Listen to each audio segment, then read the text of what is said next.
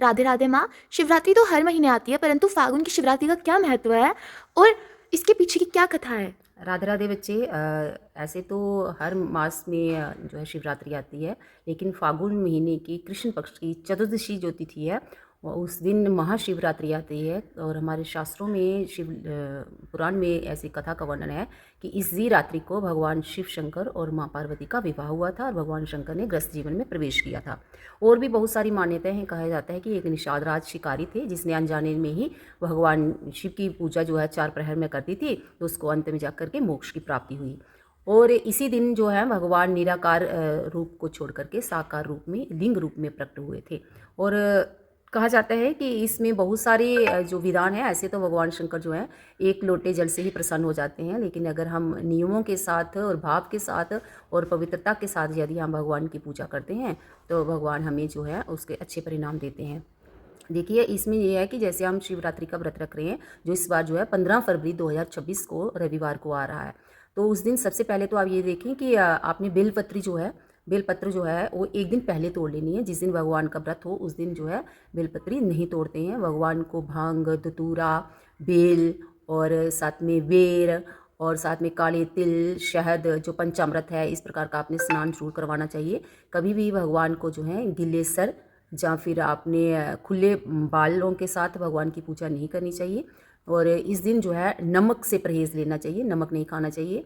शास्त्रों के अनुसार जो है, जो शिव पुराण में और लिंग पुराण में कथा का वर्णन आता है, उसमें तो ये बताया गया है कि व्रती को जो है इस दिन केवल फलाहार ही लेना चाहिए, जहाँ जल ही ग्रहण करना चाहिए। ये तो हमने अपने से खूब सारे आलू बना के खा लेते हैं या सिंगाड़े के आटे की रोटियां बना के खा लेते हैं।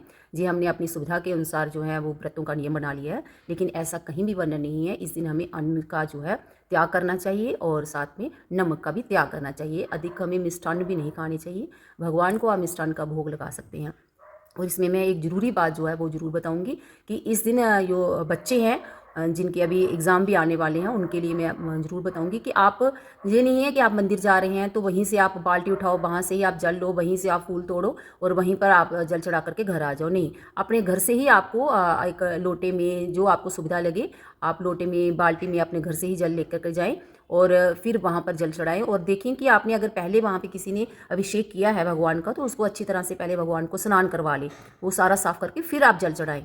ठीक है ना। और अगर वहीं से आप बाल्टी उठाते हैं तो वो जूठी मानी जाती है, और वहीं से अगर कोई बर्तन उठा करके आप जल चढ़ाते हैं तो जूठे बर्तन से भगवान को फिर से अभिषेक नहीं होता है। पंचामृत का इसमें विशेष जो है वर्णन किया गया है कि रुद्राभिषेक जब भी आप करवाएं, भगवान का जब अभिषेक करें तो पंचामृत का स्नान जरूर करवाएं। गन्ने के रस से भी आप करवा सकते हैं और आम रस से भी आप करवा सकते हैं, और गंगा जल से आप ज़्यादा स्नान जो है वो करवाएं, वो उससे भगवान अधिक प्रसन्न होते हैं।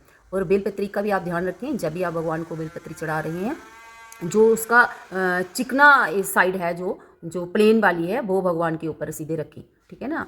तो आपको लगे कि वो उल्टी साइड रखनी है, तो इस प्रकार से आप बेलपत्री भगवान को जरूर चढ़ें। और पूरा दिन इसमें तो रात्रि का ही विशेष वर्णन दिया गया है कि हमें 4 पहर अगर हम भगवान की पूजा करें तब भी ठीक है, अगर नहीं भी करें तब भी हमें रात्रि के समय जागरण जरूर करना चाहिए और भगवान का ही भजन करना चाहिए। तभी जा करके हमें, अगर कोई भी संसार का भौतिक सुखों की कोई हमें इच्छा है तो भगवान उसको पूरा करेंगे, आशीर्वाद देंगे। अगर आपको वीडियो अच्छे लगे अधिक से अधिक शेयर करें। हर हर महादेव।